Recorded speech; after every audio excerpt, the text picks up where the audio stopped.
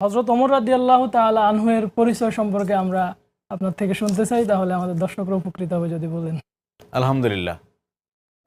এমন এক ব্যক্তিকে নিয়ে আজকে আমরা আলোচনা করতে বসেছি, যিনি নিজেই পরিচিত। এবং আপনি জানেন যে পশ্চিমা দার্শনিক মাইকেল হার্ট একটি বই লিখেছিলেন, জি। দ্য 100, মানে পৃথিবীর সফল 100 ব্যক্তির সংক্ষিপ্ত জীবনী লিখেছেন এবং তালিকা করেছেন। জি। তালিকায় 1 নম্বরে নাম দিয়েছেন মুহাম্মদুর রাসূলুল্লাহ সাল্লাল্লাহু আলাইহি সাল্লাল্লাহু আলাইহি ওয়াসাল্লাম। ওয়াসাল্লাম, আর 4 নাম দিয়েছেন হযরত ওমর ফারুক রাদিয়াল্লাহু আনহুকে।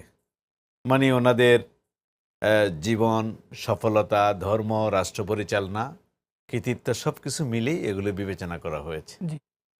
আর সাহাবী হিসাবে হযরত ওমর ফারুক রাদিয়াল্লাহু আনহু ছিলেন অনন্য। জি। আজকেও আমি আমার একটা ক্লাসে হযরত ওমরকে নিয়ে আলোচনা করেছি। জি।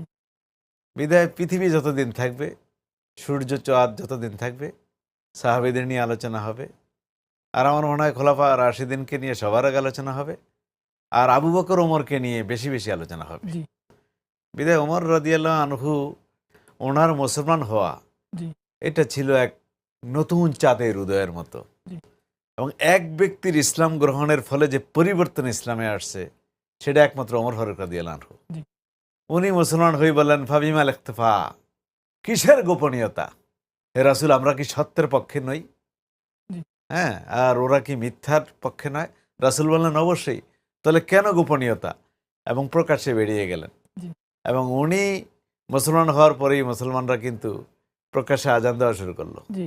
হ্যাঁ, মুসলমান প্রকাশ্যে একটা নামাজ পড়া শুরু একটা করলো। সাহসের সঞ্চার হলো মুসলমানদের মধ্যে। অবশ্যই। এবং উনি মুসলমান হওয়ার পরেই কাফেররা একটু সমীহ করা শুরু করলো। জি। এবং আগে মুসলমানরা কিন্তু কাবার চারপাশে জটলা করে আড্ডা দেওয়ার সে সাহসী হতো না। জি। ওমর রাদিয়াল্লাহু আনহু যখন মুসলমান হলেন, তারপরে সাহস হলো, মুসলমানরা জটলা করা শুরু করলো। জি।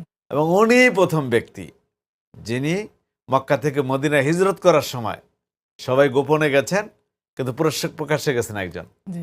ওমর ফারুক রাদিয়াল্লাহু আনহু। এবং যাওয়ার সময় বলেছেন, কে তার মায়ের বুককে খালি করতে চায় সে আয়, আমাকে জি। বাধা দে। কিন্তু কেউ বাধা দেওয়ার সাহস পায় না। জি। হযরত ওমর ইসলামের ইতিহাসে এক অনন্য নজির সৃষ্টি করেছেন। অতুলনীয়। এবং আমরা জানি যে ইবলিস একজন সাহাবী দেখলে পালাতো, জি। জি। আর তিনি হলেন হযরত ওমর রাদিয়াল্লাহু আনহু।